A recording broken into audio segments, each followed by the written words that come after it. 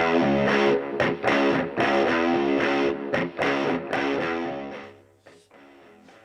hey guys, welcome back to the channel. We're going to be doing a service today on the Er6f 2006 to 2008 model. Super pumped. I'm going for a big ride on the weekend up to Noosa. Beautiful part of the world, taking part in the LSP back roads to Noosa.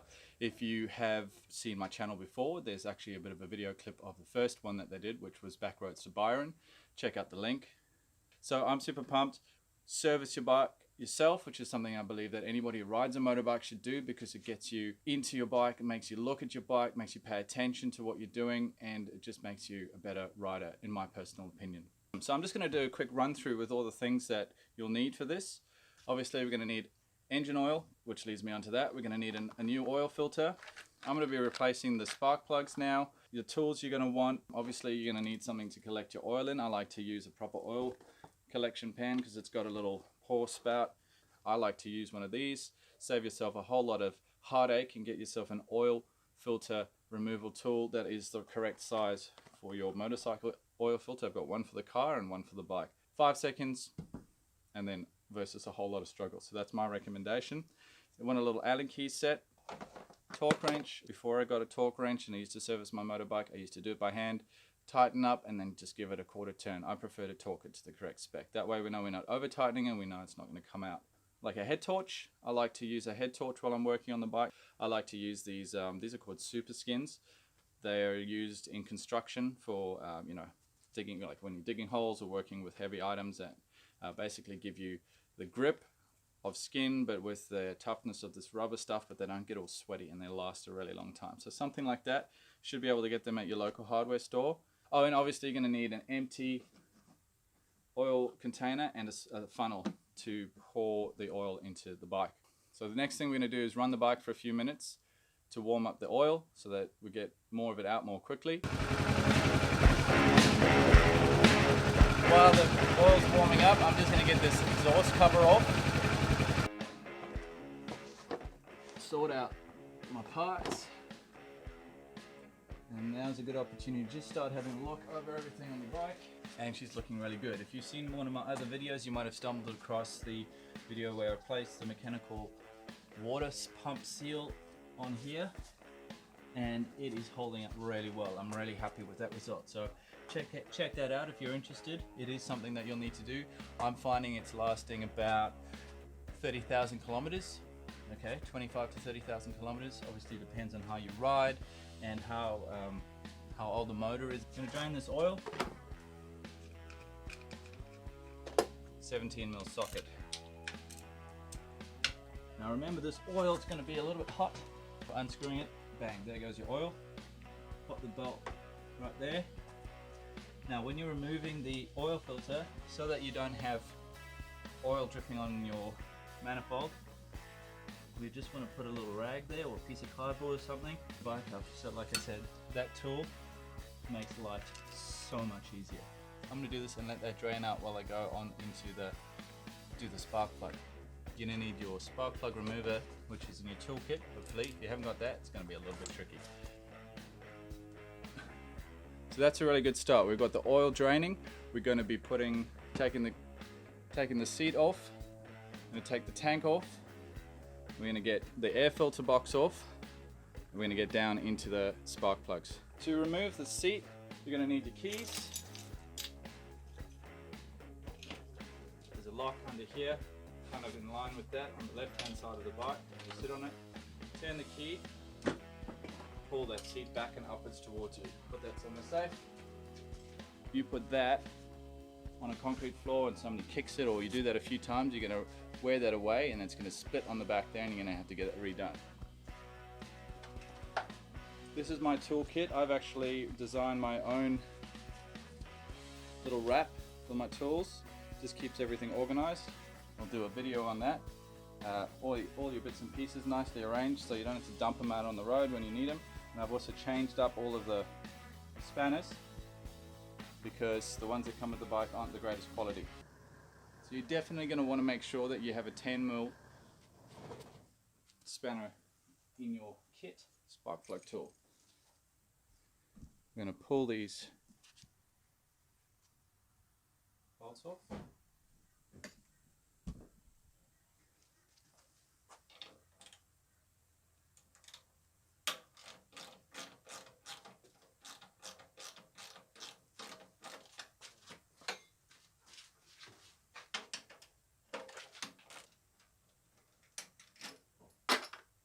Need to remove these covers. Don't forget to undo these screws first, because if you try and pull the tank out without removing these covers, you're going to snap the little tab there, which is exactly what I did first time I removed the tank. Just unclip, pull them out sideways. I'm going to remove the tank. Now in order to do that, you're going to need a rag again, another rag, small one, because what we're going to do is we're going to disconnect the fuel hose. So we're going to lift it up, slide it back, gently lift it up. So we're going to disconnect the fuel hose, which is this one, and we're going to disconnect the power for the pump. So get yourself a rag under there, because there will be a little bit of fuel that spills out. So a little piece of timber, prop that up, just so that you can get to it. So this little red clip here, just gently, now remember that's plastic, gently prise that off. Don't try and yank that fuel hose off without removing that clip. Right, we're going to get a little spill of fuel when we pull this off. Remember, it's all plastic, so just go easy. Off she comes. There will be some fuel in there, so just putting that rag in there is going to stop that. And then the other thing we want to do is disconnect this power plug, which is the plug that powers the fuel pump. Alright, so very carefully you remove that power pump, and there's one more thing. You got your fuel overflow. Disconnect your fuel overflow, which is over this side, little black hose, and go put your tank down somewhere safe. So just remember, when you're putting your fuel tank on the floor somewhere, just put a little piece of timber underneath it just to prop it up so it's not resting on that fuel pump, because that is a little plastic hose and it could break quite easily, and that'd be really annoying to have to replace it just because of that. So a little piece of timber or box or something underneath it. Prop that tank up so it's not resting on the floor. We'll move on. So we're going to remove this cover. Alright, so this is one of those things that's going to happen while you're working on your bike. Almost definitely going to drop a screw down somewhere. So what I have here is a pair of surgical forceps with a little magnet on the end of it. And I'm going to use that and my handy head torch to pick that screw up. You can get things from the hardware store which have like a little telescopic magnet on the end of it. Highly recommend you have one of those handy, because that would be impossible to get with your hand. 5mm hex screw. So we've got the cover off here, hex screws removed, and then we're going to just push all of this stuff back, and we're going to need to disconnect this. Push the tab down, pull it off, right? Got a little tab there, just push down on that, and we're going to remove that is the clean air system sensor. Good idea to check it out, nice and clean. Wires moved out of the way. This is just the right combination of like up and out. Alright, so that hose that I'm talking about here, that bit, and just kind of ease it back onto this. So down there, you want to connect to that. Right, so now we're going to get down to the spark plugs. Push down on this little clip. I'll lift it up, just see if I can remember. Push that down, pull that off. Number one, number 2. So it's actually not numbered on the motor. Push that clip down, slide those off, them to the side, and then we're just gonna, these pull just pull straight out. There we go.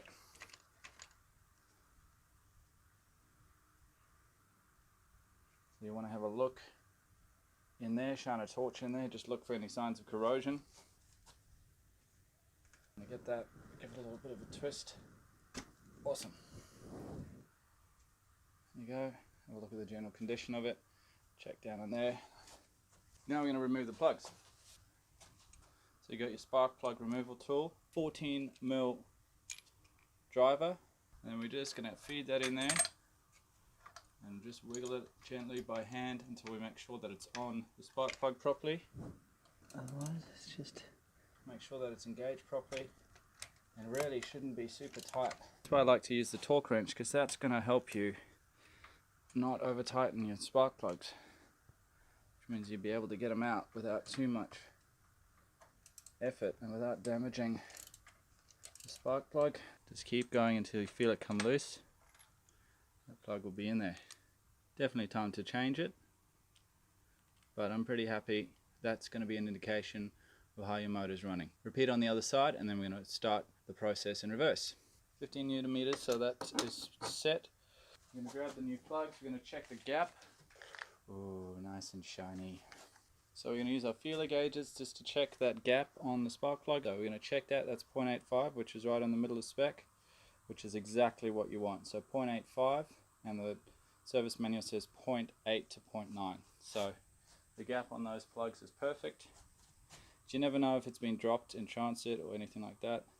Alright, we're at the halfway mark. Actually a bit easier than the halfway mark. We're about to start putting everything back together. What I can recommend, if you are considering keeping those plugs in for a bit longer than the recommended service limit, which is entirely up to you, we can use some aluminium anti-seize lubricant on the thread. So we're just going to put in a little bit of anti-seize, aluminium anti-seize spark plug, or anti-seize lubricant. That'll just prevent it from, make it easy to get out next time you want to get that spark plug out. Alright, so after hand threading that plug, you're going to use your socket to hand thread down till it engages. You're going to grab your torque wrench, which is set to the correct torque spec.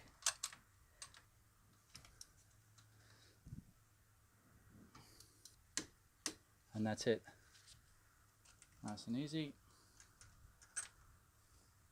Grab that out. Oh, I always like to do a second one, just for good measure. That's it. To be sure, to be sure. Another one down. Put on there. Get your shorty. There you go. Hand tight. Torque wrench.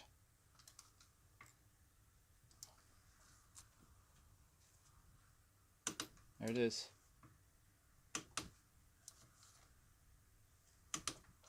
Done. Spark plugs in. Ignition coils, if you like, you can put some silicone spray in there. A little shot of WD-40 in there. Now remember, when we're putting these back on, just to give them a really good firm push down. Make sure they engage. Clip back on. Make sure that clicks into place.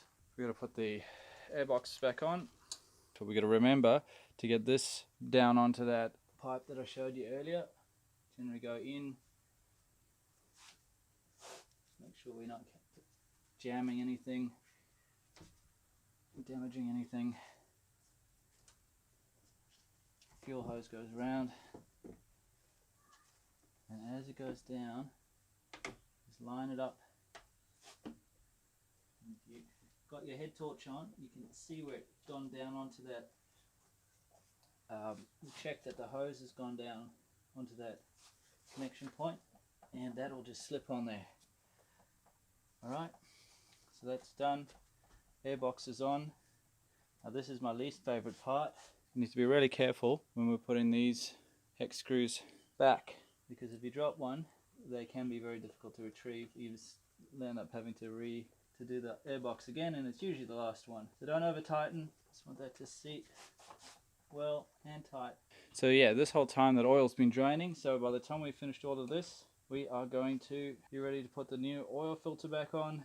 Before we put this all back, I'm going to have a look at the air filter, which is probably going to need a clean. Here we go. So that's the back of it. Looks great. Front of it, not too bad. Got a little bit of dirt there, and I'm going to give that a little clean with it. Alright, so I've just given that a quick blast with the air compressor. So that's good to go. Back in. Air compressor is an awesome tool to have in your workshop. Be careful not to drop any of those screws. Now this is plastic, so don't over tighten these.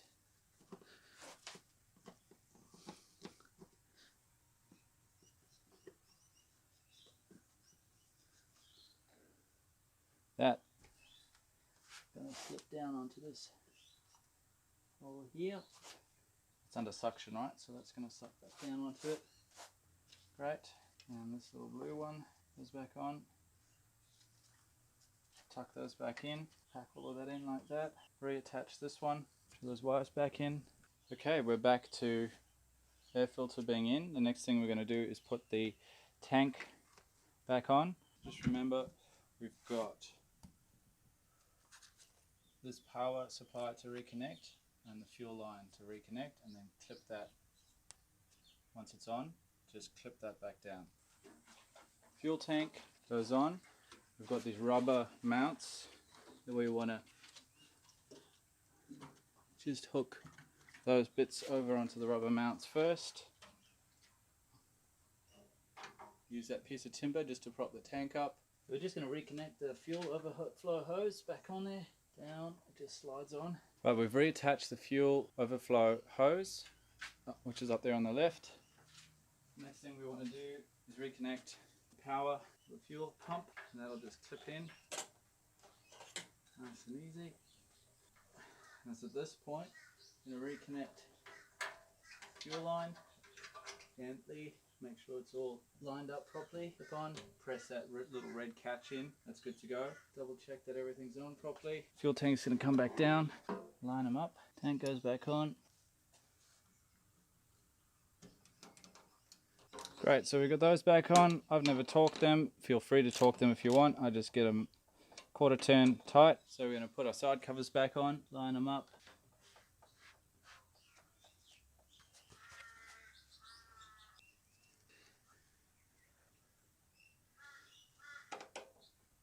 So the whole time while we've been working on changing those plugs, checking that air filter, etc., that extra oil has been draining out. Replace that oil filter, and I'm going to replace the oil, and I do that every 5,000 kilometers. Service manual recommends, I think, every 7,500 kilometers. I just like doing it a bit more regularly. So I've just smeared a little bit of oil onto that seal. That'll help it slip into place when we place it on. Same thing, make sure that you find that thread nice and easy. It should spin right down. We're going to give that, and we do this by hand, and then I like to just give it one last little nip up with that. So notice we haven't got any oil on that header, which is great. That's not going to smell when you start the bike up again. We're going to replace the oil drains bolt. Now I've got a pretty decent washer on there that you can replace that washer. Personally, I don't. You can get a little crush washer to replace there, but whatever washer is on there from the previous owner or from somewhere, I'm happy with that. And get that on there. Again, we don't want this was aluminium. We're screwing stainless steel into aluminium. We don't want to overdo it. It's the worst thing that can happen. A bit of oil's going to drip out. To me, that's enough. We can torque it if we want. I would recommend torquing it if this is something that's new to you, and I assume if you've watched the video this far, this all is probably quite new to you. Make sure that your side stands down. Tilt the bike over. Remember to dispose of your oil responsibly, people. Please check with your local council.